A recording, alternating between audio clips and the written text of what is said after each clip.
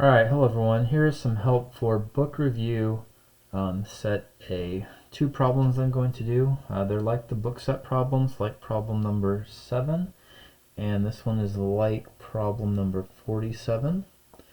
So here's a little bit of help. Problem A says find a particular solution to this derivative right here. This is the first derivative, and what that means is simply go backwards and integrate and find the original function. Well, we integrate this, and hopefully we know that's 3x squared over 2 plus 2x, and we always put the c on there because we don't know the constant of integration.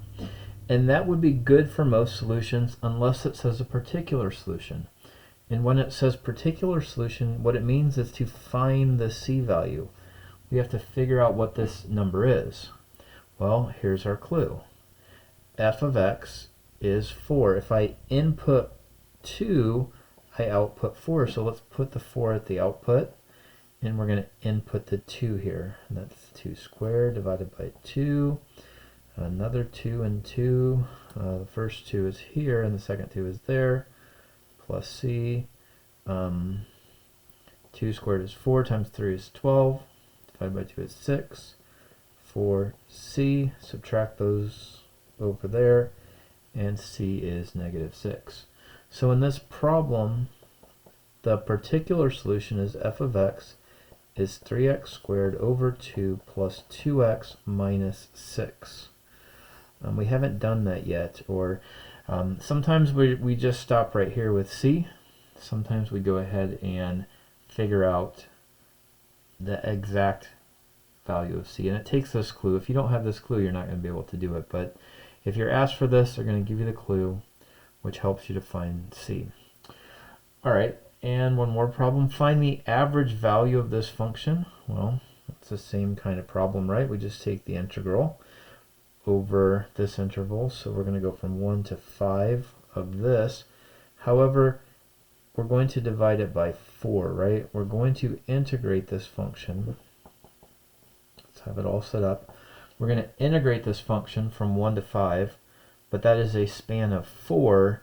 Since we want an average, we're going to divide it by the 4 value there. So I'm going to multiply by 1/4 out here. Alright, let's go ahead and do this. Integrate that. It's easy. X squared plus x.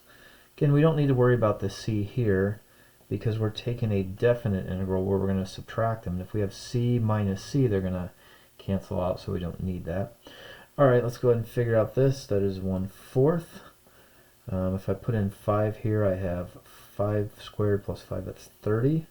Subtract this one, that'd be 1 minus 1 plus 1 is 2. And again, if we had c there, well, we'd c minus c, so we don't even need a c. So that's 28/4, which is 7. So that answers the first part of this question. The average value of this function is 7. If I were to graph this, it's a linear equation going up, and it starts at 1 and it goes up here. We can go ahead and do this math. If I go out to 5, 1, 2, 3, 4, 5, that's all the way up to 11. So here, somewhere in here is the average. The average is 7. Going from 1 to here, the average is 7. The area is 28. That divided by the 4 steps is an average of 7. Alright, but it says where on this graph is the function's output equal to the average. So here's my function, and I want to find the x value that makes 7. So I just plug in a 7 and subtract that over. X is equal to 3. So when x is 3, f of x is 7. And you can see that in the picture because this is 3 and I go up to here, and this value is somewhat in the middle of this graph. The average value is definitely in the middle, and here's the average here, and then we found the exact spot on there where it's equal to 7.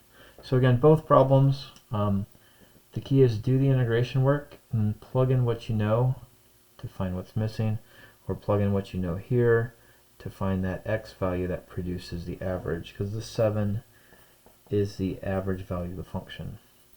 Alright, I hope this helps with these kind of problems.